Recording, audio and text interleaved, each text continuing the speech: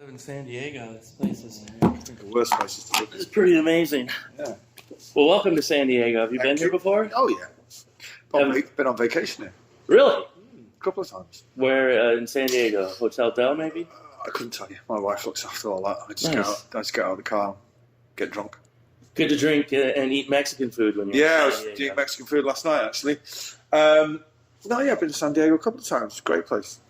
You spent some time at another radio station that I worked at a few years ago with Mike Halloran, back when Oasis toured through San Diego, I think in the early 2000s. And I've heard him in the tour DVD because at the radio station studio, there's a big glass window behind. We met then, actually, but I ended up walking past at one point, and that somehow made it into the DVD, which I've never seen, but it's kind of an honor to say that I was there and we've met. But I really appreciate you spending some time with me tonight. No worries. Congratulations on the new single, This Is the Place. Thank you very much. New EP is also called This Is the Place. That's right. That comes out this next month. Is that right? Yeah. You don't know. I don't know. No. Well, it's weird now when you're putting out stuff. It's out before it's out, if you know what I mean. Yeah. It's out and people can have it, but it's not out. Not out. Yeah, It's because like I could listen to the remixes and all yeah. kinds of crazy And things. it's a bit fucking convoluted these days, but you know. How do you feel about the current state of music? There's nothing that some great music around. What are you excited about? Nothing. I got a few bands I wanted to even ask you about that I'm kind of excited about. Who? They're from the UK. They're guitar bands. Go on, who? The Murder Capital. Never heard of them. Idols. Yeah, a couple of good tunes, yeah. Good lads. How about Fontaine's DC? I've heard they're pretty good. I've never heard them. Life? Never heard them. Okay. All right. Are there any new bands you're excited about personally? Do you get to see bands, or are you just kind of... I do, yeah. I do. I mean, I do most of my seeing of bands when I'm at festivals, but Sure. no, I'm not excited about British guitar music. My two favourite British bands, I'd say, would be Young Fathers, who are not a guitar band, and Jungle, who are not a guitar band. They're both amazing bands. Yeah, guitar music has become a bit generic. I know. It's a bit... kids now, they kind of wear the guitar, they don't play it. And the influences of guitar music are so fucking... what's the word? I don't know what the word is. The kids that rock music doesn't seem to have a great identity. It's either fucking Foo Fighters or fucking some other shite that's just shouting down a fucking microphone. I don't really dig it, to be honest. It's changed a lot. I miss, some of the drama in rock and roll, and kids aren't into that. I anymore. just think we live in a very instant society. If you're going to sound it, maybe a kid would look at a guitar and go, "Look how cool that is," and pick up and you say, "Yeah, you know how long it's going to take you to learn to play that fucking thing?" Yeah. 50 years, and they go, "Fuck that." They want to be rock stars Instantaneously. and they can be if they win a talent show. You're self-taught. You don't read music? I've never had a music lesson in my life. Yeah. You're just genius. What do they call you back there? What do they call you? Godlike? Is that the term? Paul Weller is godlike? Probably call me different things on the back. Yeah. But I don't. Guitar music. Yeah. Well, with my radio show, I mean, like you, I still love some electronic-based music, something like Jungle, which is super cool and groovy. Yeah. But yeah, in general, that's what I want to play. I don't. Yeah. But I have a show where I can play the stuff that, like regular radio, is not touching. Whatever that might be. So I can still be excited about a new band when I hear. Idols was great. To me, when I hear like new music, it's rare that it'll be more than that one song. I like Alt J. Yeah. Alt J have done a couple of good tunes, and they kind of have an interesting, angular crowd rock thing going on. But I'm not into them. But they've done a couple of good tunes, and there's another band which fucking name escaped. I mean, this is another thing. The names always escape. Sure. Anyway, this other band, whatever the fuck they are, got a couple of good tunes. It's nice to know you like something, though, and you get excited about But something. I'm still discovering things now from the 60s and 70s. And right. That are still blowing my mind, so there's no need for modern music, really. It doesn't really do it for There's a great publication that produces out of San Diego. It's called Ugly Things. All right. And my friend Mike Stax, who's in a great 60s type rock band called The Loons, and he puts out this magazine 4 times a year. And it's like the Bible for that, where you would discover some weird random band from, anywhere in the world, basically. And he discovers these. And it's all based primarily in the 60s. Yeah, it's a great publication.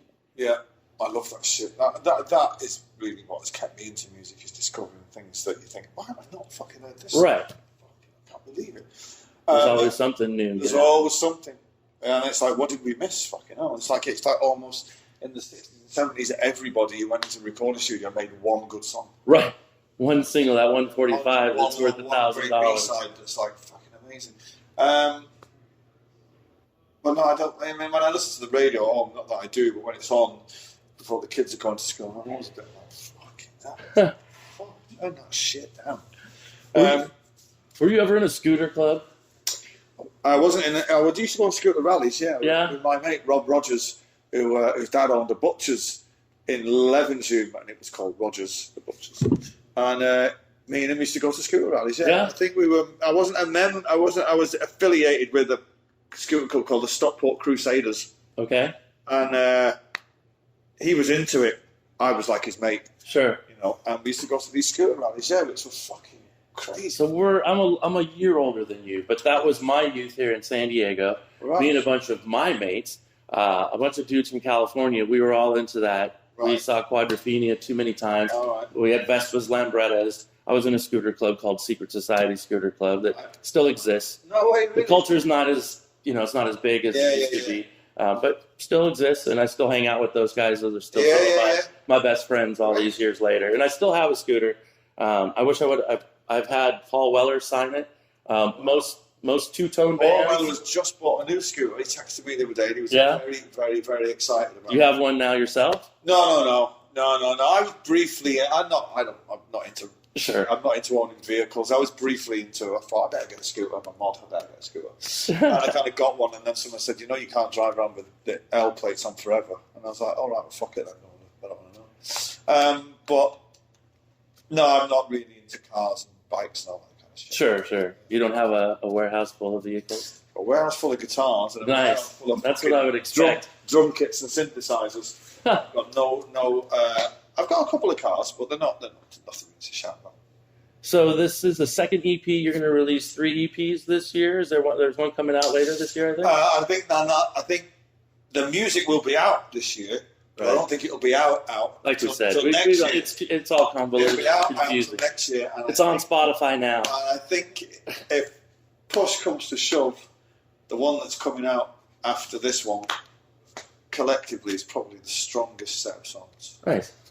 So a lot of remixes on these EPs, right? There's a new one coming out. There's some remixes. Yeah, there's 3 tracks and 2 remixes. You like dance music as a whole? Oh, I love it. Did you participate in the rave culture? I was there at the beginning. Yeah. Yeah, I was exactly the right age. I was I was 20 years old. I was into it for that brief 3 years. And in Manchester, it was 2 years where it was fucking revolutionary, and then it became big business and all that. Sure. We moved away from it. And I joined Oasis in '91, so I'm doing other things then. But no, dance music makes up, I'd say, 50% more of my record collection. Nice. Yeah, some of the people who are working in the electronic field are fucking real great music. I love that track with the Chemical Brothers setting Sun Unit. I remember the first time I heard that on the radio and didn't exactly know who or what it was, But. Yeah, well, that's starting to creep into my music now after I'd done Chasing Yesterday and Who Built the Moon. I was like, you know what? I'm fucking done with this guitar music. And every time I go in the studio now, the last thing I pick up is a guitar. The first thing I pick up is a bass. And so like this is the place.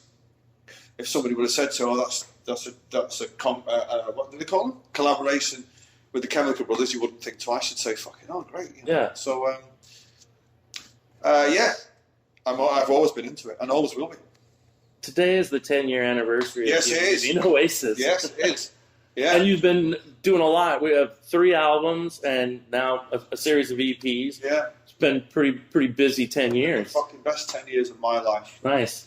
Apart from the first day, which was chaos, and the fallout. Maybe the first month, I reckon, was just fallout. Since then, it's been fucking great. I've never I've regretted it once. Never regretted it once. And the music keeps getting better. My great. My band are great, and it's like, you know, there you go. I've been very, very lucky. Who's in the band? Fuck knows, who cares? Ross, the bass player, has been there from the beginning. Gem was in Oasis on the last tour. Chris, the drummer, he was in Oasis. Mike Rowe was in Oasis in the 90s. So it's all my friends, really. The 3 girls have been on board since Who Built the Moon. Okay. To expand the vocal side of things. But other than that, it's just like fucking mates of mine, really. You know? And it's been such a... Because Oasis was all about the struggle, and it was great. Sure. All that, but it was just fucking tension, and this has been just fucking great. Surprised you still have your hair. Yeah, well, it's literally one of the 2 best things about me. Exactly. Agreed. Of course, you've worked with Paul Weller. I mean, that's amazing. Did you ever think you would write a song for the Monkees with Paul Weller, let alone? How that came about is me and Weller were writing a tune for his album, and that song, we do it all the time. He's a neighbour of mine. He lives round the corner from me, so he's like, "Oh, come down the fucking studio and do Nice. And we did that song, and then it went on the back burner, and then he put an album out. That song didn't make it, and then some guy just emailed me out of the blue and said the Monkees are fucking doing this thing, and would you be writing a song for them? And I was like, fucking no. And then I went, hang on. I called Weller and I said, what about that tune? So we went into the studio and kind of re-cut it a little bit and sent it, and they fucking loved it, yeah. But no, I wouldn't have thought that, no. There you go. I wouldn't have. Life is fucking crazy. It is weird, right? I've had the What was funny about that was when they did their press conference and they said, yeah, Paul Weller and Noel Gallagher have written a song for us, and it's, you know, they've never sounded better. What are you fucking talking about, you fucking idiot? Exactly. Yeah. I've had the privilege of catching your solo tours since 2011. The first one, I think you came to LA and played the Royce Hall at UCLA. Yes. Kicked off a couple nights there. I had the privilege of seeing you there and excited about the tour. How's the tour been going? Such a great lineup, very interesting. AFI and the Pumpkins. These guys have been great. It's been great. We do feel as a band we're coming to the end. This is our 2nd year on the road now. Oh wow! We feel we're all a bit like we're ready to go home now. Not that we're not loving it. We're doing great shows and all that, but we've been at it now for 18 months, and we're all a bit like. And we've just got one more thing to do after this, which is go to Australia with you two. No big deal. And then after that, we'll all go our separate ways, and then I've got to go and rethink it all and see where we're going. Ooh, rethink it all. 25th anniversary of Definitely Maybe. Exciting. Anything you're going to revisit? Not really. I get fucking sick of it. So it's every 5 years. It's like I've got to come up with a load of fucking new ideas to repackage this record. And then I was saying to the girls in my office, we can't say any more. This is the 4th time it's been reissued now. It's like, fucking let it be, man. But kids still love it, so I mean, it's a fucking amazing album and from an amazing time. But you know, reissue after reissue, it's a bit like, fuck off. It's like, fuck, go back. Pick up my new album. No, don't mean it like that. I mean it like, you know, as there's the last reissue, has it run out? Did we sell out? Or is there no more left? Right. It's like, no, but this is like a 25th anniversary. It's like, right, are we remixing it? No. Are we remastering it? No. Is it a fucking different track? No, there's no extra tracks. Right? Well, what the fuck are we doing it for then? Just let it be. For the new generation. Fuck those cunts. Come on. Fuck them. You're the Beatles of a certain generation. They're absorbing it all the time, right?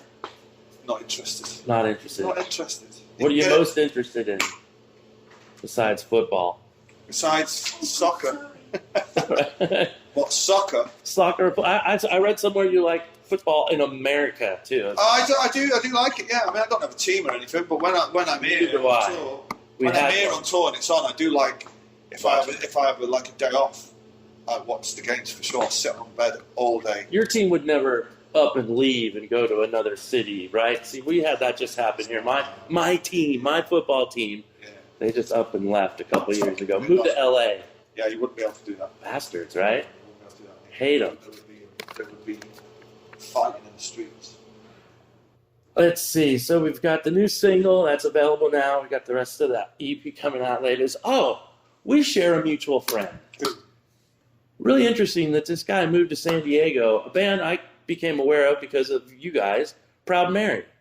Oh, So Greg Griffin has lived here. He's lived here for the last several years. And I was kind of part of some drama, I think, because I technically booked him as Proud Mary at this local rock club here called the Casbah. That this was at a time where the Proud Mary was kind of, was separated. He was here, but he played shows under Proud Mary, and it got back to the dudes. And so I notice now they're playing, right? I think they're playing festivals and they're doing stuff. So he's there, and I haven't seen him in a little bit, but he lives here in San Diego now. I did not know that. We've gotten to become good friends. He texts me from time to time, but I text him back. Well, I didn't know he was living over there. I think he's on, because Proud Mary obviously has a bigger following in the UK. They don't really have one here. Yeah. But I was aware of them thanks to you. Good so album, we were able to do something with them. Yeah. That record is amazing. Yeah. Yeah, I only wish we could have. I mean, it was on my record label. We're broadcast record label.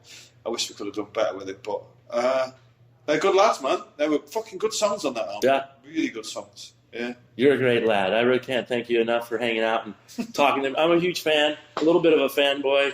Dude, you're a rock star. You played for hundreds and thousands of millions of people, and you're so down to earth, and this is amazing. Somebody wanted me to ask you, I hope this isn't a loaded question. They didn't warn me about this one, and it's probably nothing. Are you friends with Jason Falkner? He's played on my records. Yeah, do you know what? Get on this, right? He's played bass on my records, and I've yet to fucking meet him. Really? Because, I send him stuff, and he's in LA, and he sends stuff back, and it's like, oh, that's great, can you do that? And every time I come to LA, and I'm gonna, Jason, I'm in LA. He's like, oh fuck, I've just left. I'm going with Beck. And every time we do a festival, he'll say, are you guys playing fucking Moscow? I'm like, no, we're playing tomorrow. And he's like, oh, fuck, I'm leaving tonight. I've met you in person, and you've never met a person on your albums. Jason Falkner, crazy. He played bass on all of Who Built the Moon. And I've spoken to him on the phone countless fucking times. Right. I've seen him on FaceTime countless times. I've never actually. I owe him a drink, actually, because I was like, he's so brilliant at what he does. Yeah, he is. And I said to him, next time we have to go and fucking have a drink. And I never get to see him, but one day we'll meet. One day. Probably won't go. Yeah. You're brilliant, Noel Gallagher. Noel Gallagher's High Flying Birds. Get the new EP. This is the place. I can't wait to hear new music and whatever happens in the future, man. Thank you for all the music you've given us. No worries. Cheers. Man. Thank you. Thank you very much. Can I get a couple pictures, maybe?